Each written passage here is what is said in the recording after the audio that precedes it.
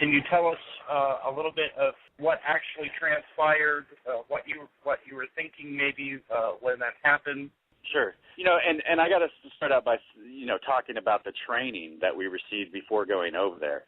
I was quite a bit older than a lot of the soldiers. I first served 4 years in the Navy and, switched over to the Army infantry. And, the training that we received, was, especially in basic training, was very dehumanizing towards the enemies, towards the Iraqis and Afghanis, and also towards civilians in the United States and abroad. Everything was dehumanizing. If you weren't infantry, you weren't anybody. And we used to yell out things like, "What makes the green grass grow? Blood, blood, blood." And we used to run to cadences that were like, I went to the market where all the Haji shop, pulled out a machete, and I began to chop. I went to the playground where all the Haji play, pulled out a hand grenade and blew them all away. So as you can imagine, someone who's a little bit older, and I had kids myself, was a little taken back by this.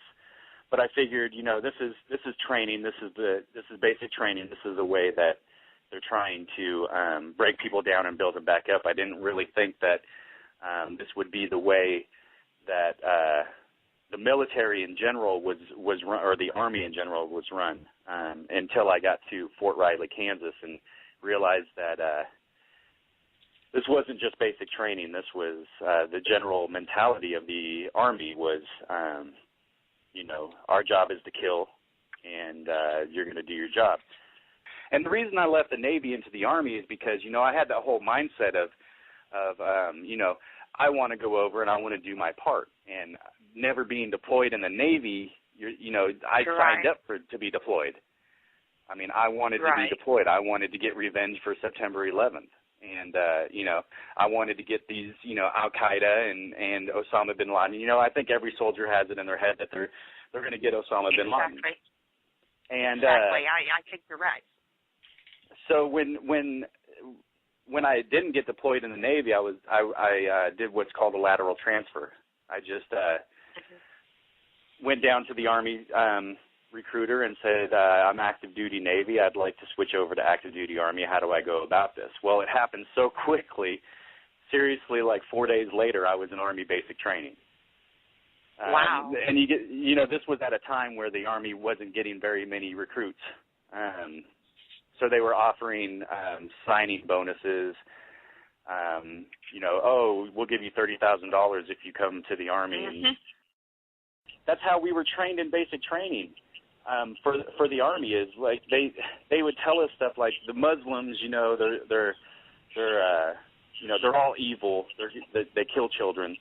And if you don't go over and kill as many Muslims as you can, they're somehow going to miraculously appear in your living room and kill your family. So, you take these 18-year-old kids and you put the fear of every Muslim into their head, and 18-year-olds are very impressionable to begin with. And fear is a very powerful motivator. Yeah, absolutely. The one thing I can say about the military is if you remember, being back in high school and everybody runs around in cliques, you have cliques in the infantry, and you have the cool crowd, which is there's a lot of jocks in the infantry. And they're very, drink and the no explode. And we had a huge problem with soldiers being on steroids when we were over there. And they're very aggressive. And some of these guys are on their third or fourth tour, so they already hate the Iraqis. And then you have us who have never been deployed over there, and a lot of these kids are impressionable and trying to, your NCO is kind of like a father figure to you in the military, and you're trying to impress your NCO, so you go along with him, and anything he says, you're like, I hate the Haji too, I'm going to kill them all. And there used to be a saying in my company, and I'm sure it's pretty much Army-wide, when they said hearts and minds, meaning to win the hearts and minds of the locals, the infantry would always say 2 in the heart, 1 in the mind. meaning to shoot them twice in the heart and one in the mind. It was a very big change for me because, you know, here I am. I believed in the system my whole life. I believed in the military. I believed that, you know, the United States, we're just, we're fair. We'll swipe down and you know, we're gonna take care of business, and we're here to protect the little guy. And you know, basically learning that everything that I believed and that I was taught growing up was basically a lie, and it was false. It doesn't show it in the video, but we were engaged in a firefight prior to this incident happening. There had been a couple of running gun battles, basically, but unfortunately, you know, these people in the video weren't anywhere near what was happening. So if you look at it from the soldiers in the Apaches' viewpoint, their job that day was to provide overwatch for us, and their job was to protect us. And when you're in a situation like that, you have to understand that helicopter wasn't as close up as it appeared. That helicopter was about 1.5 miles away, and they're looking at a screen about the size of how the screen pulls up on your computer, how that video pulls up on your computer. It's very small. I don't want to get into, like, okay, well, the soldiers were doing this because I don't know. But I do know that the soldiers were exaggerating what was going on to receive permission to fire. But you have to, as a soldier,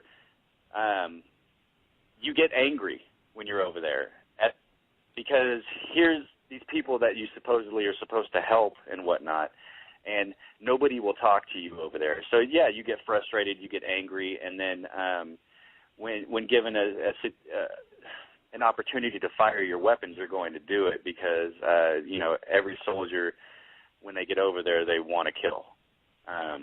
They want to be able to come home and tell the war stories of, oh, you should have seen it, I got this. You know what I'm saying? So, yeah.